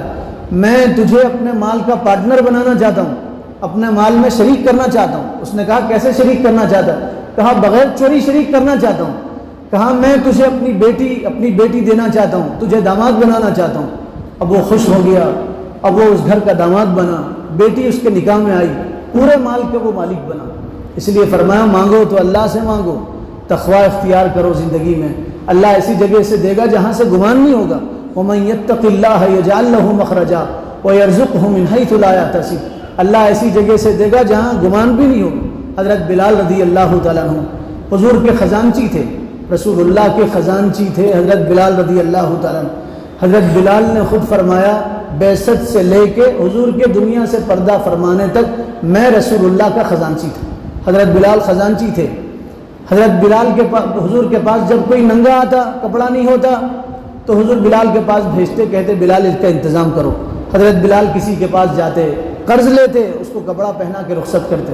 کوئی آتا یوں کہتا میں بھوکا ہوں تو حضور بلال کے پاس بھیجتے، کہتے بلال اس کا انتظام کرو، تو بلال کسی سے قرض لیتے، کھانا کھلاتے، اس کو رخصت کر دیتے۔ حضرت بلال فرماتے ہم بہت زیادہ مخروص ہو گئے، تو ایک مرتبہ حضرت بلال فرماتے میں اذان دینے کے لیے جا رہا تھا، مؤذن رسول تھے، فرماتے میں اذان دینے کے لیے جا رہا تھا تو ایک یہودی آیا دوڑ کے اور آ کے کہنے لگا بلال قرض لینا ہو تو مجھ سے لو، میں تم کو قرض دوں گا اور جتنا مانگو گے اتنا دوں گا، تم بولو میں اتنا قرض تمہیں دوں گا۔ حضرت بلال خوش ہوئے، اس یہودی سے قرض لیتے رہے، مقروض ہو گئے۔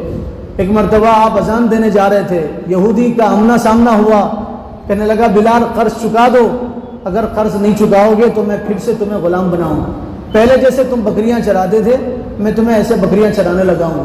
حضرت بلال کو خوف ہوا، ڈر ہوا، عشاء کی نماز کے بعد رسول اللہ کے پاس آئے اور آ کے کہا اللہ کے حبیب یہودی نے مجھے ڈرایا ہے، وقت دیا ہے، کل تک اگر میں قرض ادا نہیں کروں گا تو مجھے بے عزت کرے گا، مجھے غلام بنائے گا، مجھ سے بکریاں چروائے۔ رسول اللہ نے کہا بلال گھبراؤ مت۔ حضرت بلال نے کہا اللہ کے نبی میں کچھ دنوں کے لیے مدینہ چھوڑ دیتا ہوں، روپوش ہو جاتا ہوں، کہیں غائب ہو جاتا ہوں۔ حضرت بلال فرماتے ہیں میں رسول اللہ کے پاس سے آیا اور میں نے اپنی تلوار لیا، جوتے سنبھالے، کپڑے سنبھالے، جھولا اٹھایا اور میں مدینے کے باہر جانا چاہتا تھا۔ فجر کا وقت ہوا، میں نے سوچا فجر کی نماز پڑھ کے جاؤں گا، میں اذان دینے کے لیے مسجد نبوی میں پہنچا تو میں نے دیکھا مسجد کے سامنے 4 اونٹ بیٹھے ہوئے ہیں، ان اونٹوں پہ سامان لگا ہوا ہے اور رسول اللہ اونٹوں کے سامنے ہیں۔ مجھے بلایا اور بلا کے کہا بلال ادھر آؤ۔ بلال فرماتے ہیں، حضرت بلال فرماتے ہیں میں قریب گیا تو حضور نے فرمایا بلال تم تو ڈرتے تھے اور تم یہ اس سے ڈرتے تھے کہ مال میں کمی ہوگی اور یہودی ذلیل کرے گا، سنو سب سے بڑی ذات تو اللہ کی ہے، لا تخش من ذی العرش اقلالا، بلال عرش والے سے کمی کی امید مت رکھو، دیکھو اللہ نے ہمارے لیے اونٹ بھیجے ہیں۔ اور کہا فدق کے حاکم نے ہمارے لیے اونٹ دیے اور اونٹ پہ سامان دیا، کہا بلال اسے لے جاؤ اور اپنا قرض اتار کے آؤ۔ حضرت بلال اونٹوں کو لے گئے اور قرض اتار کے واپس آئے۔ رسول اللہ نے کہا بلال کچھ بچا ہے اس میں یا سب کچھ ادا ہو گیا؟ حضرت بلال نے کہا اللہ کے نبی قرض تو ادا ہو گیا لیکن بہت سارا مال باقی ہے۔ رسول اللہ نے فرمایا بلال تم نے میری پریشانی میں اضافہ کیا ہے، جاؤ جا کے اسے تقسیم کر کے آؤ۔ حضرت بلال گئے، پھر آئے، پھر کہا اللہ کے نبی اور کچھ سامان بچا ہے۔ حضور نے فرمایا جب تک یہ تقسیم نہیں ہوگا اللہ کے نبی اپنے گھر نہیں جائیں گے، رسول اللہ اپنے گھر نہیں جائیں گے۔ فرمایا بلال مجھے مسجد میں سونے دو۔ حضور نے رات مسجد میں گزارا، صبح پھر فرمایا بلال تقسیم کرو، اور آپ تقسیم کر کے واپس آئے تو کہا اللہ کے نبی سب تقسیم ہو گیا۔ حضور نے فرمایا بلال اب میرے کلیجے کو ٹھنڈک ملی، اگر یہ مال میرے پاس پڑا رہتا اور موت آ جاتی تو میں اپنے اللہ کو کیا جواب دیتا، اپنے رب کو کیا منہ بتاتا، کیا میں اپنے اللہ کو کیا جواب دیتا۔ میرے بھائیوں یقین زندگی میں ہو، حضرت بلال گھبرا گئے تھے، حضور نے بتایا اللہ دینے والی، اللہ کی ذات دینے والی ہے، یہ یقین ایمان ہمارا بنے۔ اس کے لیے محنت کی ضرورت ہے، جد و جہد کی ضرورت ہے، اس کے لیے نقل و حرکت کی ضرورت ہے، اس کے لیے اللہ کے راستے میں نکلنا ہے، اس کے لیے اپنے آپ کو کھپانا ہے۔ صحابہ کھپے، نکلے، کیسے نکلے؟ اپنا لے کے نکلے، اپنی جان لے کے نکلے، اپنا مال لے کے نکلے۔ اور کیسے نکلے؟ مال نہیں تھا تو نکلے، کپڑے نہیں تھے تو نکلے، کپڑوں کو جوتے بنا کے نکلے، سواری نہیں تھی پیدل نکلے صحابہ اور پورے عالم میں پہنچے۔ پوری عالم کے انسانیت کا درد ان کے اندر تھا، پوری بشریت کا درد ان کے اندر تھا، خوف ان کے اندر تھا، پوری بشریت کے بارے میں اللہ سے مانگتے تھے اور یوں کہتے تھے پروردگار یہ مخلوق ہے جن کو آنکھ تو نے دیا، زبان تو نے دی، کان تو نے دیے، ہاتھ تو نے دیے، صلاحیت تو نے دیا، یا اللہ یہ غیر کے حوالے ہو گئے، یا اللہ ان کو جنت کا راستہ بتا دے، یا اللہ ان کو اپنا بنا لے۔ راتوں میں اٹھ کے دعائیں مانگتے تھے اور صحابہ نکلے، پورے عالم میں گئے، کچھ نہیں تھا عالم میں گئے، کچھ نہیں تھا ان کے پاس، پوری دنیا میں گئے۔ اردن میں 30,000 صحابہ کے مزارات ہیں، اردن 30,000 صحابہ، چینل میں صحابہ ہے، دنیا کے کونے کونے میں، بھوکے نکلے، بھوکے، پانی نہیں تھا، اونٹ کو ذبح کرتے تھے اور اونٹ کی اوج، پانی نہیں تھا، اونٹ کی اوج کو نچوڑتے تھے اور وہ پیتے تھے اور چلتے تھے، اونٹ کی اوج کو نچوڑتے تھے اور چلتے تھے، صحابہ چلتے تھے، پوری دنیا میں پھیلے، کچھ نہیں تھا ان کے پاس، نہتے تھے، کچھ نہیں تھا ان کے پاس، ظالموں نے ان کے ہاتھ اور پیر کاٹے، ظالموں نے ان کی انگلیاں کاٹی، ان کے ناک ہاتھ کاٹے، پھر بھی وہ چلتے رہے، بچے چلے، عورتیں چلی، سب چلے اللہ کے راستے میں، کچھ نہیں تھا تو چلے۔ اور پھر انہوں نے ہمیں یہ میسج دیا جب تک تم ہماری طرح نہیں چلو گے تم خیر پہ نہیں رہو گے، جب تک تم ہماری طرح نقل و حرکت نہیں کرو گے دنیا میں تمہیں کوئی فضیلت نہیں ملے گی۔ طلحہ رضی اللہ تعالیٰ عنہ، حضرت طلحہ احد کے میدان میں ہیں، رسول اللہ صلی اللہ علیہ وسلم کو لوگوں نے نشانہ بنایا، ایک بدبخت نے تلوار کا وار کیا، آپ کا سر پھٹا، دندان مبارک شہید ہو گئے، حضور غش کھا کے زمین پہ گرے، حضرت طلحہ نے اٹھایا، ایک جگہ لے گئے اور حضرت طلحہ نے حضور کو لٹایا، اور اس کشمکش میں حضرت طلحہ کو 75 زخم آئے، 75 زخم آئے، ہاتھ چھل ہو گیا، پیشانی پہ زخم آیا، حضرت طلحہ کی ٹانگ ٹوٹی اور ایک نس کٹی حضرت طلحہ کی، خون بہنے لگا۔ حضور نے فرمایا او جب طلحہ تم نے اپنے اوپر جنت واجب کر لیا، فرمایا طلحہ تم نے اپنے اوپر جنت واجب کر لیا، ٹوٹی ٹانگ سے نکلے، غزوہ احد میں ٹوٹی ٹانگ سے نکلے۔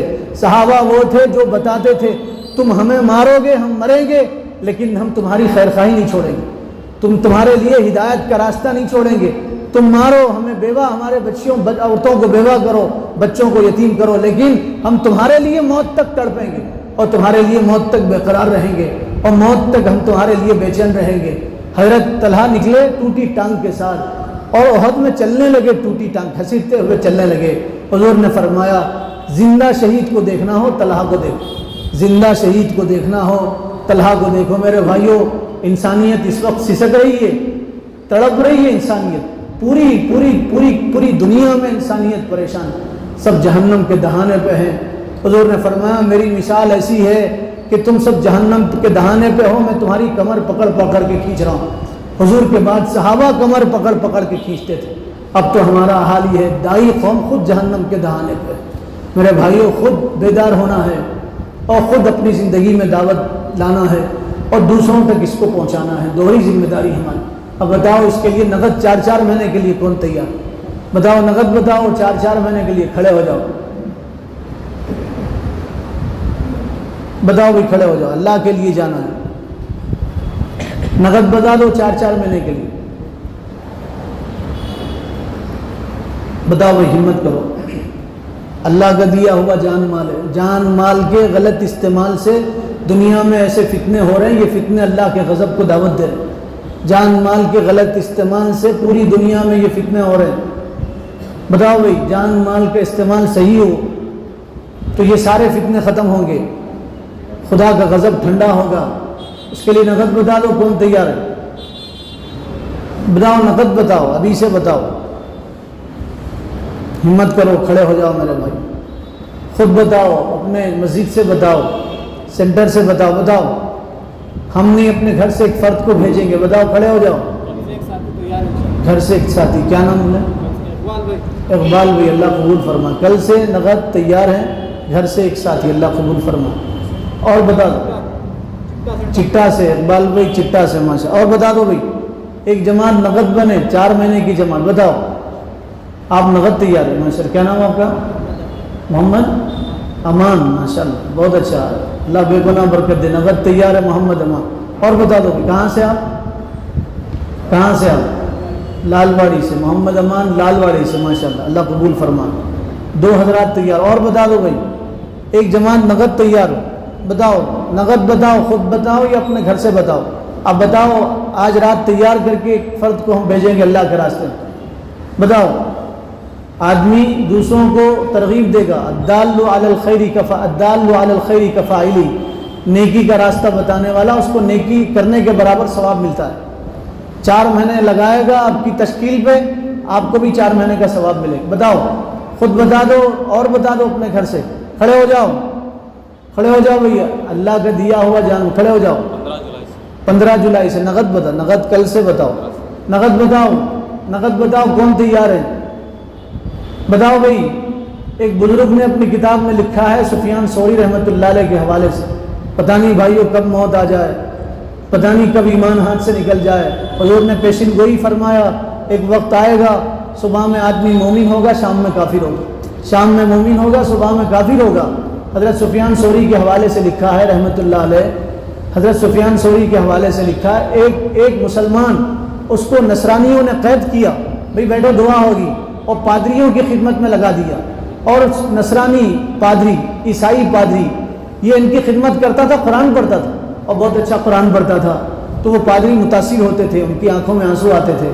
کچھ دنوں کے بعد پادری مسلمان ہو گئے اور یہ مسلمان نصرانی بن گیا۔ پادریوں نے بہت سمجھایا اسے، جو پادری مسلمان ہو گئے تھے، دیکھو یہ اچھا مذہب ہے، ہم نے تمہارا مذہب قبول کیا، تم کیوں نصرانی ہو گئے؟ وہ ان کی بات نہیں مانتا تھا اور نصرانی بن کے مرا، اس کی موت نصرانیت پہ ہوئی۔ حضرت سفیان ثوری فرماتے ہیں میں حرم میں تھا، ایک آدمی خانہ کعبہ کا غلاف پکڑ کے دعا کر رہا تھا اور یوں کہہ رہا تھا یا اللہ مجھے سلامتی عطا فرما، یا اللہ سلامتی عطا فرما، خاتمہ ایمان پر فرما۔ تو حضرت سفیان ثوری نے فرمایا تو یہ دعا کیوں کر رہا ہے؟ تو کہا میرے 3 بھائی تھے، تینوں کے تینوں کافر موت مرے، مرتے مرتے کلمہ نہیں نصیب ہوا، کفر کی موت مرے، اور میں اللہ سے دعا کر رہا ہوں اللہ میرے بھائیوں کی طرح میرا حشر نہ فرما۔ پتہ نہیں میرے بھائیوں کب کس حالت میں موت آئے، اس لیے ہمت کر کے بتاؤ، کل سے بتاؤ 4 مہینے کے لیے کون تیار؟ نقد بتا دو، کھڑے ہو جاؤ، بتاؤ نقد بتا۔ 2 ساتھی تیار ہیں اور کچھ ساتھی تیار ہو جائیں، جماعت بنے گی۔ خود بتاؤ، ہم کل تک تشکیل کر کے بتائیں گے انشاءاللہ۔ بتاؤ، سینٹر کے ذمہ دار بتائیں، مسجد کے ذمہ دار، حلقے کے ذمہ دار کھڑے ہو کے بتائیں، ہم کل صبح تک انشاءاللہ تیار کریں۔ آپ ہمت تو کرو، انشاءاللہ کریں گے انشاءاللہ۔ بتاؤ کون کون ہمت کرتا ہے؟ بھئی اللہ دل میں بات ڈالیں گے، اللہ نکالیں گے، ہمارا کام صرف بولنا ہے۔ بتاؤ وما رمیت، قرآن میں ہے، تم کنکریاں نہیں مارے تھے، اللہ نے مارا تھا۔ بتاؤ ہم بولنا ہے، بات بولنا ہمارا کام ہے، نکالنا اللہ۔ کون بتاؤ کل تک کون تیار کرے گا؟ بتاؤ ہمت کر کے بتا دو۔ نہیں بتاؤ، ذمہ دار بیٹھے ہیں، سب لوگ بیٹھے ہیں، آپ بتاؤ ہم اپنے گھر سے تیار کریں گے، مسجد سے تیار کریں؟ انشاءاللہ تو بولو، کھڑے ہو کے بولو کون تیار ہے؟ عبد القیوم بھائی ماشاءاللہ، اللہ قبول فرمائے، بے پناہ برکت عطا۔ اپنے گھر سے کل سے ایک ساتھی ماشاءاللہ، کیا نام آپ کا؟ محمد فیروز صاحب، کل سے ایک ساتھی ہیں۔ سلیم بھائی ادرار ایک ساتھی ماشاءاللہ، کل سے ماشاءاللہ، کل سے ایک ساتھی۔ آپ اپنا نام بولو، کہاں سے ہے بولو جی؟ محمد ری، کہاں سے؟ نئی کمان سے، محمد ریان نئی کمان سے۔ اور بتاؤ ماشاءاللہ، اب گھر سے کل سے ایک ساتھی، اللہ قبول بے پناہ برکت عطا کرے بھائی۔ بتاؤ ہمت کرو، خود پہلے تیار ہونا، قوا انفسکم واہلیکم نارا، اللہ فرما رہے ہیں خود بچو جہنم کی آگ سے، پہلے خود تیار ہو۔ نیت تو کرو انشاءاللہ، کل سے ہم ایک جماعت تیار کریں گے انشاءاللہ، ہر ساتھی نیت کرے انشاءاللہ۔ اب یہ بتاؤ جس کے 3 مرتبہ 4 مہینے لگے وہ کھڑے ہو کے بتاؤ، کھڑے ہو جاؤ جس کے 3 مرتبہ 4 مہینے لگے، بتاؤ کس کے 3 مرتبہ 4 مہینے لگے؟ کھڑے ہو جاؤ، کھڑے ہو جاؤ بھائی، بہت سارے لوگ ہیں 3 مرتبہ 4 مہینے لگنے والے لوگ، کھڑے ہو جائیں بھائی، آپ کو پکڑ کے نہیں بھیجا جا رہا۔ عقیل بھائی ماشاءاللہ، بیرون کے لیے بتائیں آپ لوگ انشاءاللہ، بیرون کے لیے نام لکھا دو اپنے انشاءاللہ، بیرون۔ وقت بتاؤ کب سے تیار ہے جی؟ دسمبر سے ماشاءاللہ، عقیل بھائی دسمبر سے۔ سلیم بھائی کب سے؟ آپ نے تاریخ بتائیے، آپ انشاءاللہ تاریخ بتائیے انشاءاللہ۔ 4-5 مہینے، اللہ قبول فرمائے۔ اور بتا دو جن کے 3 مرتبہ 4 مہینے لگے بیرون کے لیے، اللہ قبول۔ کب سے؟ دسمبر سے۔ اور بتاؤ کون تیار؟ بیرون کے لیے بتاؤ کون تیار؟ 4 مہینے کے لیے بتاؤ، 5 مہینے کے لیے نیت تو کرو انشاءاللہ۔ 2 مرتبہ جس کے 4 مہینے لگے وہ بتاؤ، ہم 1 مرتبہ 4 مہینے اور لگائیں گے، بتاؤ۔ 2 مرتبہ جس کے 4 مہینے لگے وہ بتاؤ، ہم اور 1 مرتبہ 4 مہینے لگائیں گے، ہاتھ کھڑے کر کے بتاؤ ماشاءاللہ، اللہ قبول فرمائے۔ کب سے ذرا بتا دو آپ، کب سے؟ دسمبر سے۔ کب سے؟ اجتماع دسمبر سے۔ اور بتا دو نومبر سے، چٹا سے جی، فروری سے ماشاءاللہ، فروری سے۔ اور بتا دو، اور بتا دو، دیکھو ہم پوری امت کے ذمہ دار ہیں، اپنے ساتھ پوری امت کے ذمہ دار ہیں، پوری دنیا کے، پورے عالم کے، پورے ورلڈ کے ذمہ دار ہیں۔ بتا دو ہماری بس کی ہم کرنا ہے، انگلی کٹانا ہے، اپنے حصے کا چراغ جلانا ہے۔ بتاؤ رحمت بھائی 4 مہینے، اللہ قبول فرما، رحمت بھی ماشاءاللہ۔ جنید بھائی کب سے بتا دو، اللہ بے پناہ برکت عطا فرمائے۔ نیت کرو انشاءاللہ، موت تک دعوت کا کام۔ کیا نام آپ کا؟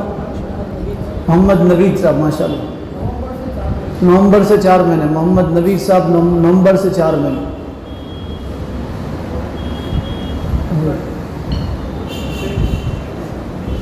کل سے 4 مہینے، کل سے بہت ڈیو ہے آپ کا، کل سے 4 مہینے انشاءاللہ، نومبر سے 4 مہینے، اللہ قبول فرمائے۔ نیت کرو انشاءاللہ، سب 4 مہینے لگائیں گے انشاءاللہ، اور بیرون جائیں گے انشاءاللہ۔ 4 مہینے اندر محنت کریں گے 3 مرتبہ، پھر بیرون جائیں گے انشاءاللہ۔ دیکھیے انسانیت اس وقت بہت خطرے میں ہے، پوری انسانیت، مسلمان تو مسلمان، پوری انسانیت اس وقت بہت زیادہ خطرے میں ہے۔ آپ باہر جا کے دیکھیں گے، آپ کا دل روئے گا، آنکھوں سے آنسو نکلیں گے۔ وہاں جہاں 99% مسلم ہے، 99% مسلم ہے، وہاں کے حالات اتنے خراب ہیں، بتا نہیں سکتے، ہم بیان نہیں کر سکتے۔ ایک صاحب ہمارے سامنے ایک ملک کی کارگزاری سنا کے رو رہے تھے، کارگزاری سنا آنسو بہا رہے تھے، رو رہے تھے۔ کئی ممالک ایسے ہیں جس میں بچے اپنی ماں سے شادی کر رہے ہیں، اپنی ماں سے بچے شادی کر رہے ہیں، اور یہ کریں گے تو یہ ہے، یہ وہ عورت ہے جس کو باپ نے چھوڑ دیا، ہماری ماں تو دوسری ہے، باپ نے چھوڑ دیا، ہمارے لیے حلال ہے۔ بہنوں سے شادیاں ہو رہی، حالات انتہائی سنگین ہے۔ ہماری ذمہ داری ہے، جتنا گھپ اندھیرا ہوگا اتنی زیادہ روشنی کرنا پڑے گا، اس وقت پورا عالم خطرے میں، ہماری ذمہ داری، نیت کرو انشاءاللہ 4 مہینے لگائیں گے، گھر کے ہر فرد کے 4 مہینے لگائیں گے، مستورات کا وقت لگائیں گے انشاءاللہ۔ عورتوں میں بہت محنت کی ضرورت ہے، بندگی صاحب 4 مہینے کب سے جی؟ فروری سے، اللہ قبول فرمائیں۔ دیکھیے عورتوں میں کام بہت ضروری ہے، مرد اور مردوں سے زیادہ عورتوں میں، ہمارے حضرت جی اس وقت عورتوں کے کام کی بہت فکر کر رہے ہیں، اور ضرورت بھی ہے۔ ابھی کچھ دن پہلے ایک بہت بڑے عالم دین کی ہم صحبت میں تھے، تو لوگ ان کو بتا رہے تھے 8 لاکھ بچیاں ہندوستان میں مرتد ہوگی، 8 لاکھ سے زیادہ بچیاں مرتد ہوگی۔ یہ تو ایسے ہی سروے ہے، پتہ نہیں کتنی بچیاں ہوں گی، 8 لاکھ سے زیادہ۔ تو اس کا حل کیا ہے؟ تو وہ گردن جھکائے ہوئے تھے، انہوں نے اپنی آنکھیں، اپنی گردن اونچی کر کے ہمیں دیکھ کے کہا اس کا واحد حل عورتوں کو تبلیغ میں نکالنا، اس کے علاوہ کوئی حل نہیں ہے۔ اجتماع جلسے تھوڑی دیر کے لیے ہوتے، ختم ہو جاتے ہیں، تھوڑی دیر کے لیے ختم ہو جاتے ہیں، لیکن یہ دعوت کی محنت، عورتوں کو نکالا جائے، عورتوں سے عورتوں کو سمجھایا جائے، بچوں کی تربیت کی جائے، عورتیں سمجھیں گی تو بچوں کی تربیت کریں گے، تو اس کا واحد حل عورتوں کو اللہ کے راستے میں نکالنا۔ اس لیے نیت کرو انشاءاللہ خواتین کے ساتھ بھی جائیں گے، مستورات کے ساتھ جماعتیں بنا کے جائیں گے، اللہ بے پناہ قبول فرمائے۔